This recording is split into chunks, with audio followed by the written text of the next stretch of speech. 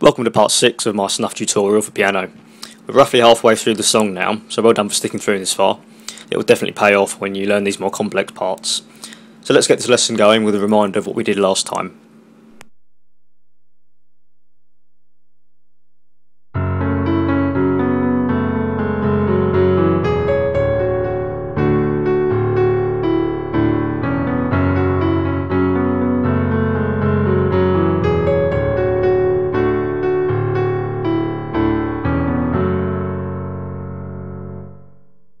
Now at this point in the song we go to the second verse, which is more or less the same as the first time we played the verse section.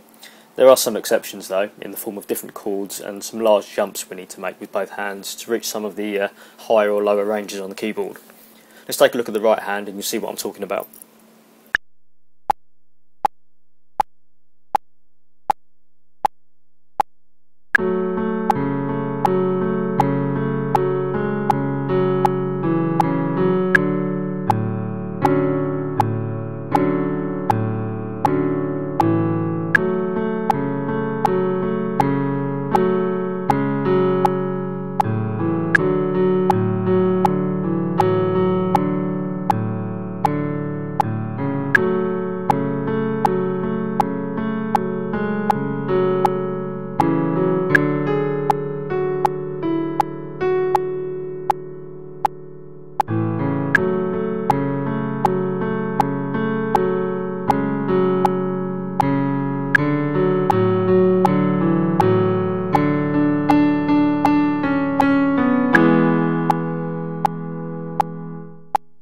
As you can probably tell, the measure with the vocal melody is pretty much the same with a few minor rhythmic changes to match the vocal melody on the original track. Now these shouldn't be major changes that cause you any grief though, and the biggest difference in the second verse compared to the first is the measures in between the main melody. First of all, the right hand plays what we call a major seventh chord. Don't worry about the name, all you need to know is that it's the biggest stretch we've had to do so far in the whole song. And in ascending order, it consists of these notes D, F sharp and C sharp, and this is played on beats 2, 3 and 4 with the lower A note played in between each chord. Watch that part of the video again if you need to catch up with that and need help with the hand shape there, although it should feel fairly natural after a while. The next jump with the right hand happens again after the next part of the vocal melody. It's essentially an echo of the main melody but played an octave higher. You can see this when the right hand jumps up by 1 octave and sounds like the vocal melody, only it's higher in pitch. This might take some getting used to because you'll probably find your hand jumping up too far past the octave and the notes that you need, or maybe not far enough and ending up too low. But either way, just focus on hitting the right notes without any speed and you'll soon get used to memorising how far you need to move your hand, even without looking if you give it enough time.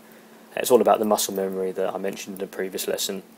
Anyway, enough about that, let's look at the left hand now.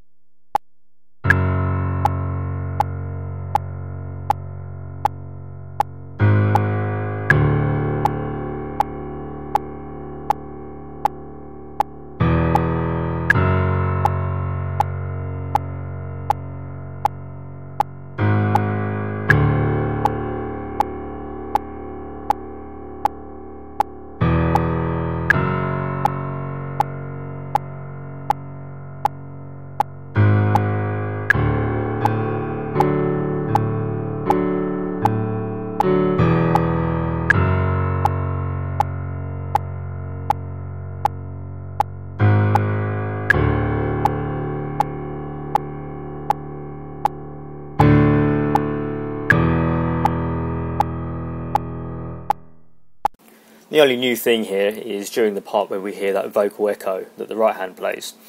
Just remember that the notes for the left hand always occur after each note for the right, so you get that same offbeat feel that we should be getting pretty familiar with now. Rhythmically, this can take some getting used to. In many ways, playing notes together at the same time with both hands can be easier than one playing on the beat and the other playing off the beat. The only sure remedy is to practice it with patience, and obviously following these lessons won't hurt, of course. Next up, let's get both hands working on this together, slow.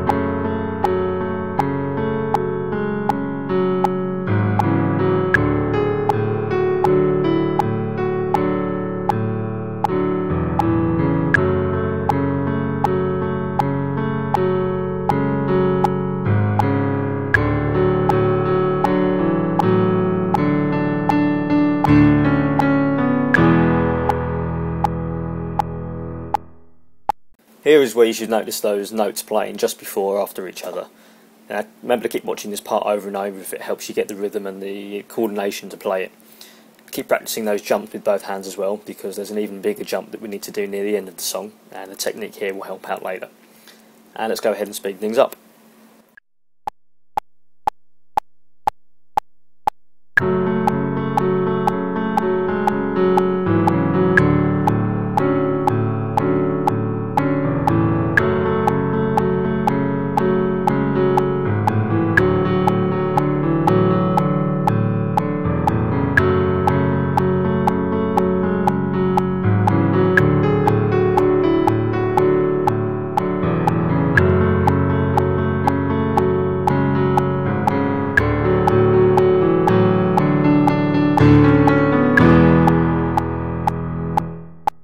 I think I've covered off most of the challenging aspects of this section of the song. Give me a shout if I missed anything or if you need any help. Cheers for watching, and I'll see you next time.